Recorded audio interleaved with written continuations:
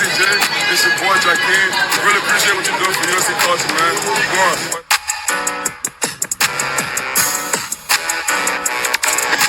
Going on, shout out USCJ, man. Appreciate the support.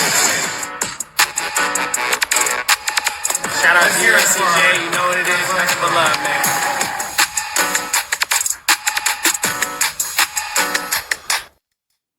Trojan family, what's up, man? USCJ here. It's the top of the morning. Listen, I hope everybody is getting ready to get up, get out, and make some things happen this morning. Listen, happy Monday to everybody. Listen, man, football season is essentially over for the USC football Trojans, but yes, we have that big-time bowl matchup that we got to get ready to get it rolling.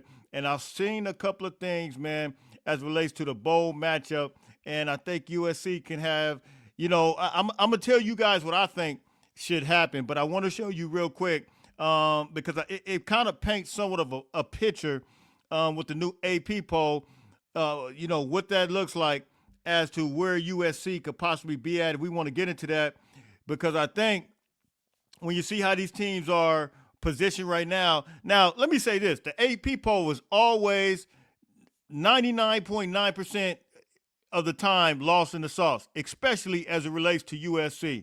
For whatever reason, they can't seem to get it together between them and the coaches poll. They lost to the sauce. However, the CFP always seems to, they had us ranked, was it number 16 last week, I believe. But USC, of course, we dropped it against Oregon.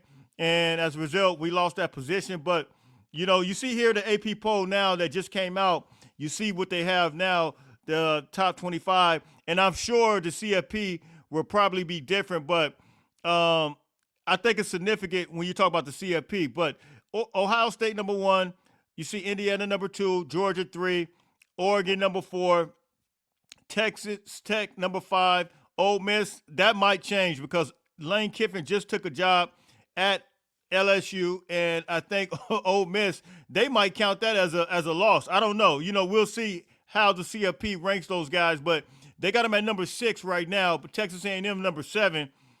Oklahoma number 8, Notre Dame number 9, Alabama 10, BYU 11, Miami 12,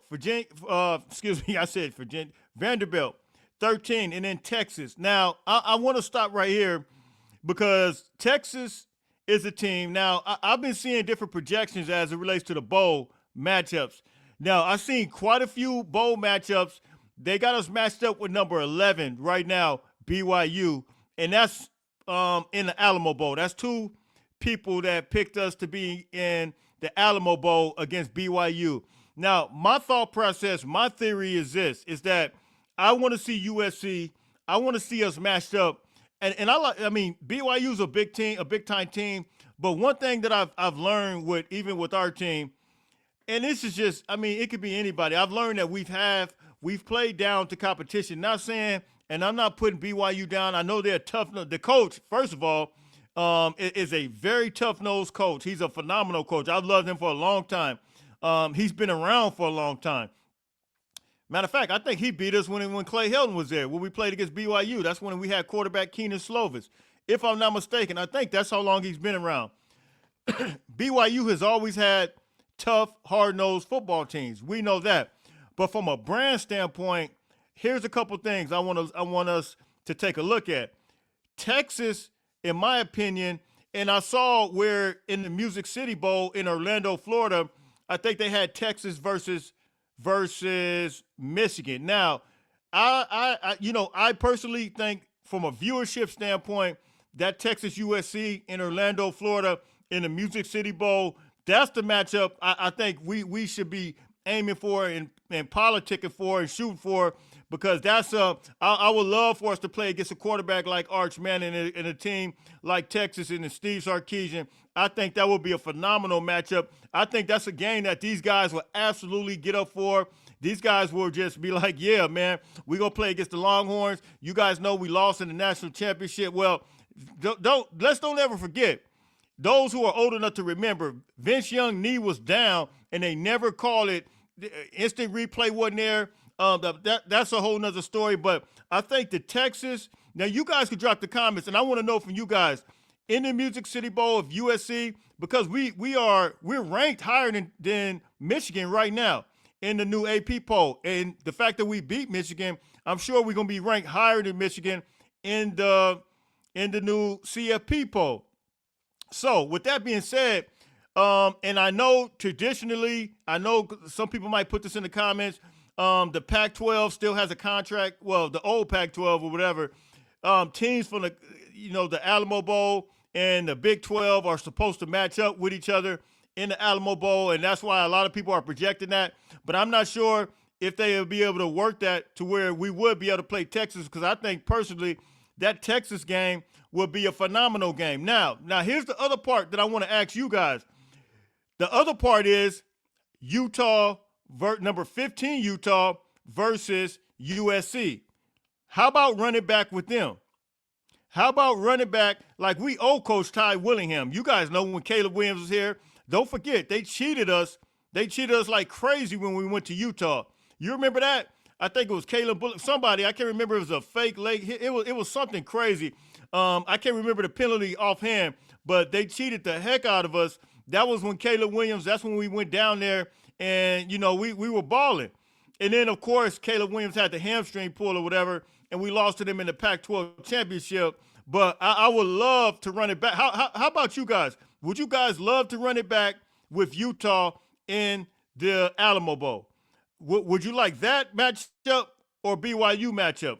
I think that would be more of a, from us standpoint, I think that would be a heck of a matchup. But more so than anything, I think the Texas matchup, if we can match up with them in the Music City Bowl, I think that it would be phenomenal, man. So, look, you guys can drop the comments, man. You guys can tell me what you think. Listen, our season is over. We're going to get things kicked off. We're going to probably try to get the interview thing popping off here in a little bit. But USC's 9-3, man, and we got signing day coming up.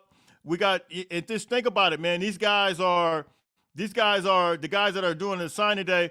A lot of them are going to be early enrollees. And so, look, you're talking about some guys that may get an opportunity to do like what Hassan Longstreet did last year, and that was to practice for some bowl. I don't know. We have to check that and see if, I don't know how many guys are going to actually enroll early enrollees, but I heard quite a few of them plan on doing it. But in the event that happens, how about those guys get some practice for the bowl games? Man, wouldn't you like to see somebody like Tom or even Jimmy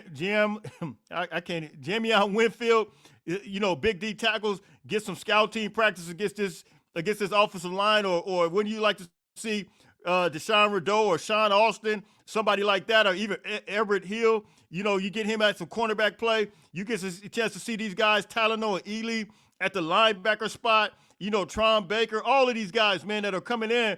I think these guys, man, I'm telling you, this class is going to be special. These are some guys that's going to compete for some playing time, for some action, and it's really going to be go time. On it popping, on it cracking. So, look, drop the comments, man. I want to know what you guys think.